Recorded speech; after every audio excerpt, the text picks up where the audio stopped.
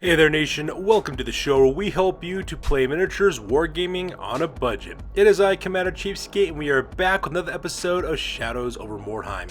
This is our series of weekly Mordheim battle reports, and this is battle report number 10. It is a Wyrdstone Hunt battle that is fought between my two friends, Iron Major as well as Dark Lord Mac. Dark Lord Mac is bringing Spiteclaw Swarm, a clan Eshin Skaven warband, and Iron Major is bringing the Bugman Brewing Company, a Dwarf treasure hunters warband. So both of these warbands will be fighting it out, trying to scavenge some Wyrdstone shards from the ruins of Mordheim. We're going to play some background music real quick. If you want to see exactly what these warbands are bringing, go ahead and pause and take a look at your own leisure. So that being said, let's get this battle report on a roll.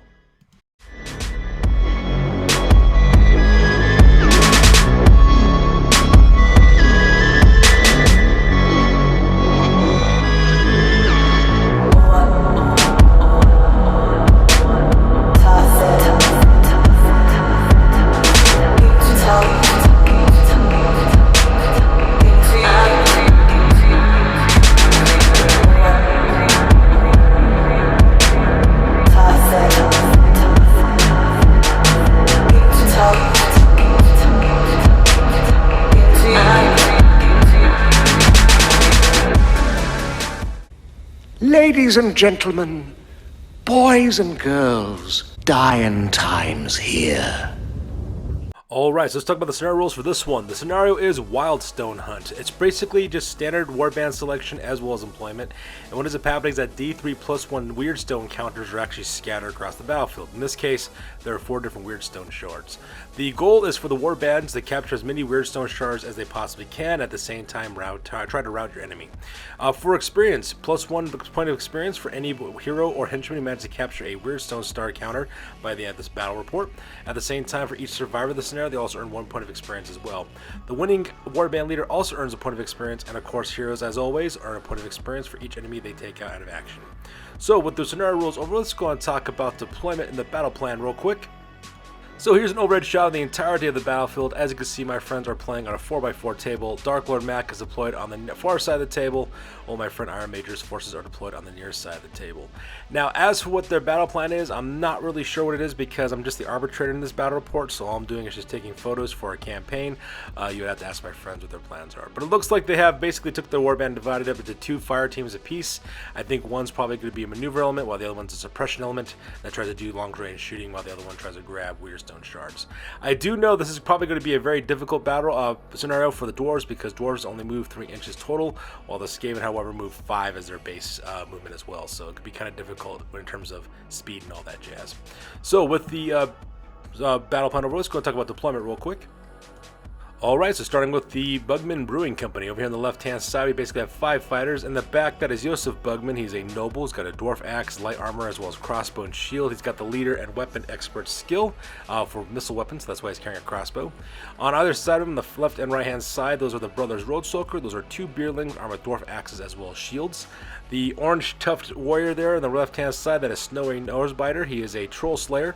He's equipped with twin dwarf axes. He's got the Death Wish, Master Blades, as well as Slayer skills abilities. And right in front, that is Bugman's Ranger. It is 1 dwarf clansman who's equipped with a dwarf axe as well as a shield. And making up the right-hand side for Iron Major, on the left-hand side, that's the brother Izmir as well as the brother Helheim. They're on the right-hand side. They're both dwarf thunderers. They're both packing crossbows as well as axes. And then right behind them is Grim Burluxon. He is an engineer. He's equipped with an axe as well as a handgun and a brace of pistols. He's also got the pistolier as well as expert weaponsmith and hunter skills. And that pretty much makes up his deployment here on the right-hand side. So in the left-hand deployment for Spiteclaw Swarm, we have 4 fighters. In the very back there, that is, I believe that is Squee the Lurker is his name. He is a Night Runner who's got fighting claws as well as a sling. Right next to him on the right-hand side is Crick the Almost Trusted. He is an Eshin Sorcerer equipped with Halberd, Sling, as well as the Wizard special skill. And he's got the Black Fury spell on that one. And then right in front are 2 henchmen. On the left-hand slide, that is Gnar of the Skitters. He is a Vermin Kid who's equipped with Spear, Shield, as well as a Sling. And right next on the right-hand side is Slipper of the Swarm. He's a Vermin Kid who's equipped with Sword, Shield, as well as a Sling. And that pretty much makes up Dark Lord Mac's left-hand deployment. And on the right-hand deployment, we have another 4-man fire team as well. In the back, that is Scritch Spiteclaw. He's an assassin adept. He's got light armor, halberd. He's got a sling as well as a leader, as well as perfect killer skill. Next on the left-hand side, that is Squeak the Festering.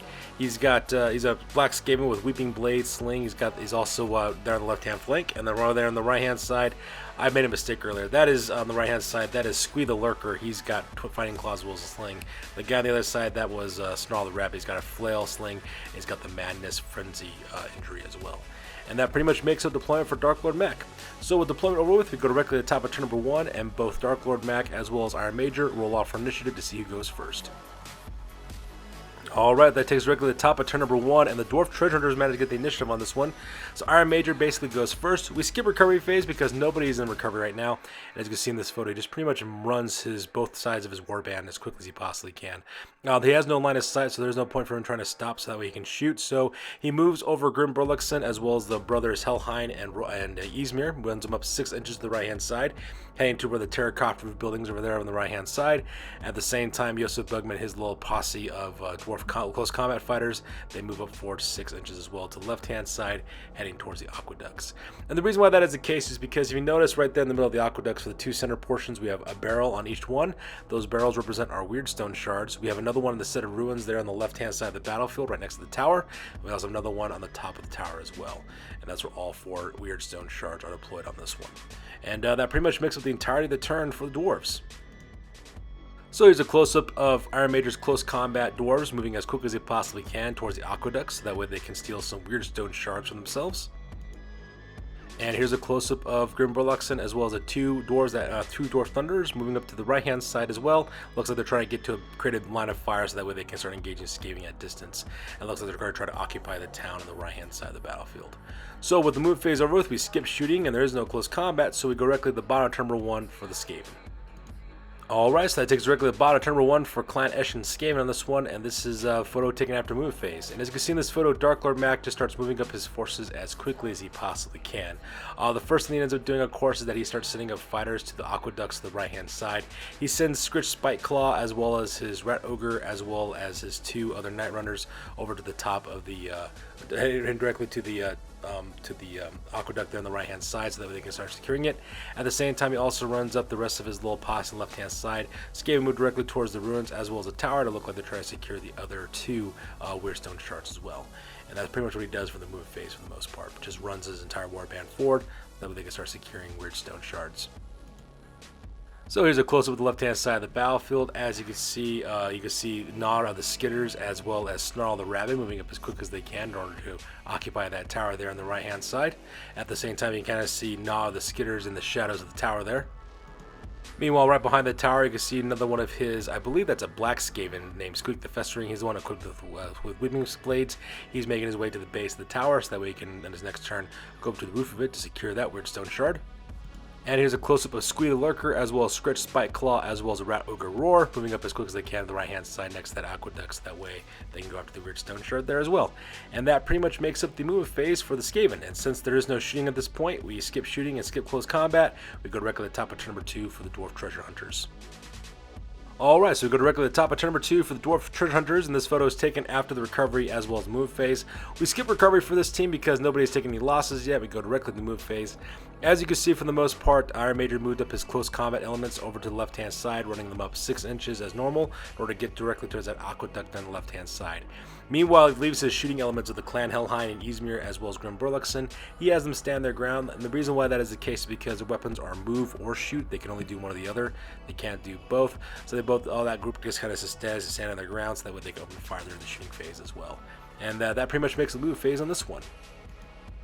So here's a close-up of Snorri Nosebiter as well as Bugman's Ranger and the 2 brothers Roadstalker as well as Joseph Bugman making their way directly towards that aqueduct so that way they can secure their first Wyrdstone shard. And here's a close-up of Grim Burluxon as well as the brothers Helheim and Ysmir stand their ground in order to shoot.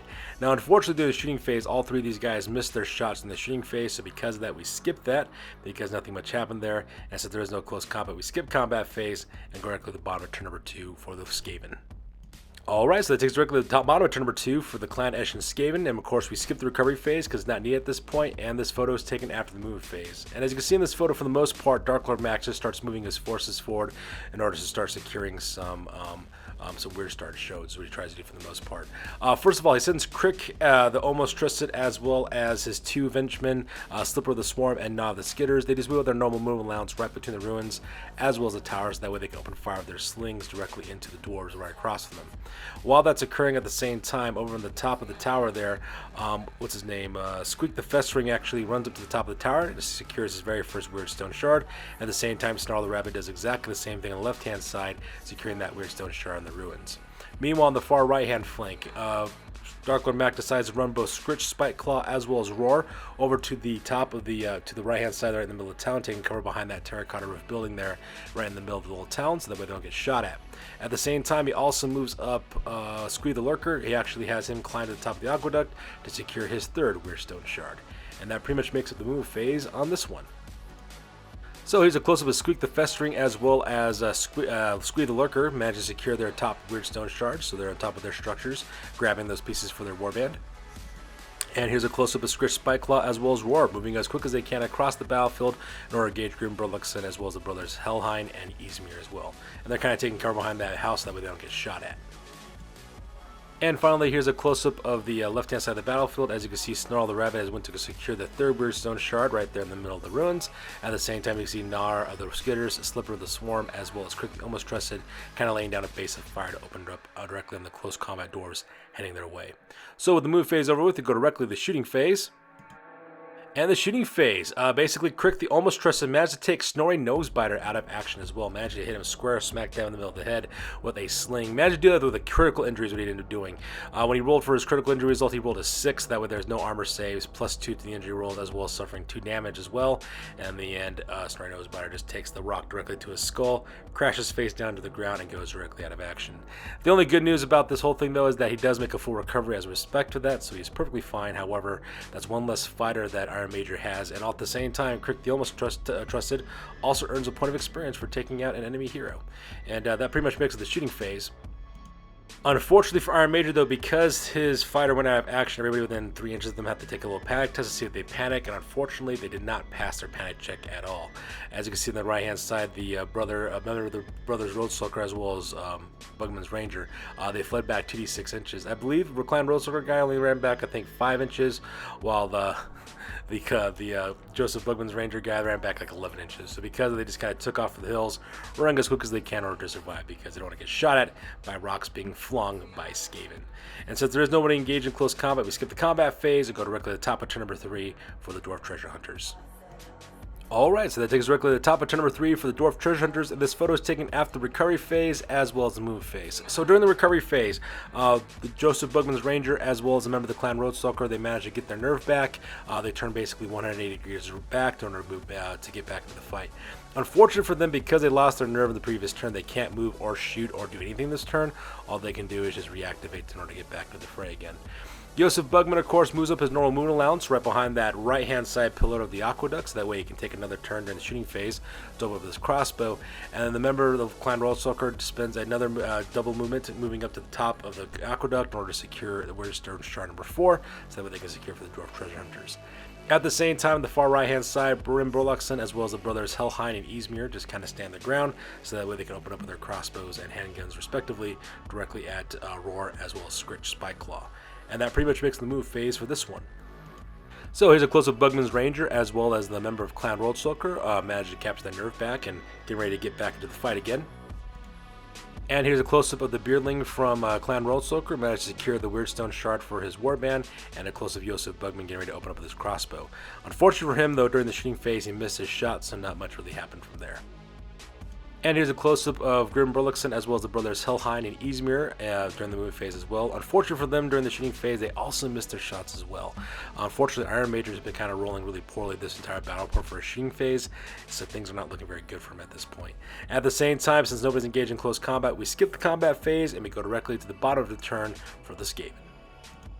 Alright, so that takes directly to the bottom of turn number 3 for Clan Eshin Skaven on this one. So we skip the recovery phase because there is no need for right now for the Skaven, and we go directly to the movement phase. And as you can see, for the most part, a lot of movements kind of taking place for Dark Lord Mac. The first thing he does is he charges in Roar as well as Scritch Spiteclaw, who go in directly into the brother Helheim and the brother Ysmir respectively, so that way they can take out those 2 Dwarf Thunderers in close combat.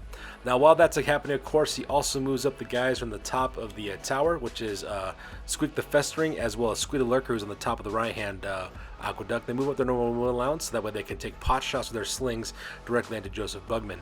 The same thing happens with Snarl the Rabbit as well. He moves up to the edge of the ruins, so that way he can fling a rock directly at the Clan Roadsucker guy who's on the top of the Aqueduct as well. While that's occurring, Crick the Almost Trusted, as well as Slipper the Swarm, as well as Gnar the Skitters, they move up their normal movement allowance to get closer to Joseph Bugman, so that way they get double shots of their slings directly into the Dwarf Warriors. So because of that, things are not looking very good right now for the Dwarf Treasure Hunters. So here's a close-up of Snarl the Rabbit getting ready to open fire with his sling directly through the slots of the ruined tower, so that way he can take out the Clan Roadsucker Dwarf Beardling, who's on the top of the Aqueduct across from him. And here's a close-up of Squeak the Festering, as well as Squee the Lurker, moving up their normal movement allowance, so that way they can take long-distance shots with their slings at Joseph Bugman. And here's a close-up of Slipper the Swarm, as well as Gnar the Skitters, as well as Crick the Almost Trusted, moving up forward, so that way they get double shots with their slings at Joseph Bugman. And finally, here's a close-up of Roar, as well as Scritch Spiteclaw charging into the Brother Helheim, and the Brother Izmir engaging those guys in close combat. So, after the close combat, after the movement phase, of course, we go to the shooting phase. Unfortunately for everyone, though, they missed their shots for the Skaven, so because that no shooting phase takes place, because they all missed their shots. So with the shooting phase over with, they go directly to the combat phase. And surprisingly, the combat phase, not much really happened between Roar as well as Scritch Spiteclaw. Scritch Spiteclaw basically just kind of, just flubbed his role in a spectacular fashion, so because of that, no combat really happens for the most part. And unfortunately for our Major, the Dwarf from the Clan Izmir, he missed his attacks as well, so they're both just kind of staring at each other at this point. Roar, on the other hand, did manage to put a knockdown injury directly onto the Brother Helheim, but that was about it for the most part, because now he's laying face down. He is, of course, open to additional attacks that could put him out of action, but at the same time, though, pretty lackluster considering that this Dwarf, this Rat Ogre gets 3 attacks, and he's got such a high strength as well. So with the combat phase over with, they go directly to the top of turn number 4 for the Dwarf Warriors. Alright, so that takes directly to the top of turn number 4 for the Dwarf Treasure Hunters, and as you can see in this photo, a lot of dramatic movement has kind of taken place for the most part. First of all, Joseph Bugman charges directly into a Slipper of the Swarm, engaging that guy in close combat. While he's doing that, of course, he runs up the Dwarf from the Bugman's Ranger, as well as with the Dwarf from the Clan Roadsucker, moving up directly as quick as they can to the top of the battlefield in order to lend their Dwarf nobles some help. Meanwhile, at the same time, the other Dwarf from the Clan Roadsucker with the Wyrdstone Shard, he drops down to the basic, to the ground level, so that way he can also, survive and take that Wyrdstone Shard for his warband. While that's occurring, of course, Grim Burluxon also charges directly into Scritch Spiteclaw, engaging him in close combat. And that pretty much makes up the movement phase on this one. So here's a close-up of Joseph Bugman charging directly into Slipper the Swarm, as well as the other members of the Dwarf Warband, moving up as quickly as they can in order to lend him some support. And here's a close-up of Grim Burluxon charging directly into Scritch Spiteclaw in order to help out the member from the Brothers Izmir. And that pretty much makes the move phase on this one. And unfortunately, there is no shooting phase right now because everyone's engaged in close combat, or they either ran. So because of that, we go directly to the combat phase. And in the combat phase, plan pretty much backfires against Iron Major. Iron Major flubs his rolls for Joseph Bugman, unable to do anything. However, Slipper the Swarm though manages to get a critical hit off directly onto Joseph Bugman and manages to put a knockdown result on him because of that. So because of that, Joseph Bugman goes crashing face down the ground. He's currently bleeding. It was a really bad spot for him to be in because he can be taken out by the other members of the Skaven Warband and basically put out of action with a coup de grace. At the same time, over here on the right-hand side, combat was all kinds of brutal. First of all, Roar was able to finally put an out-of-action result directly on the Brother Helheim, and Scritch Spiteclaw was exactly the same thing to the member of Brother Clan Izmir as well. Both those fighters, of course, followed through real quick in order to engage Grim Burluxon in close combat, and that pretty much makes the combat phase on this one. So things are looking very bad for my buddy Iron Major at this point.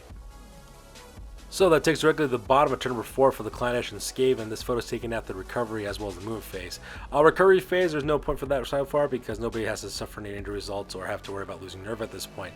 So because of that, my friend Dark Lord Mac decides to charge in a couple people. First of all, he charges in Crick the Almost Trusted to go directly to Joseph Bugman. I think he's planning on using him to finish off Joseph Bugman and also earning himself another experience point. At the same time, he also charges in Gnar the Skitters directly into the Dwarf Warrior, the Dwarf Beardling from Clan Roadsucker, who's right across from as well.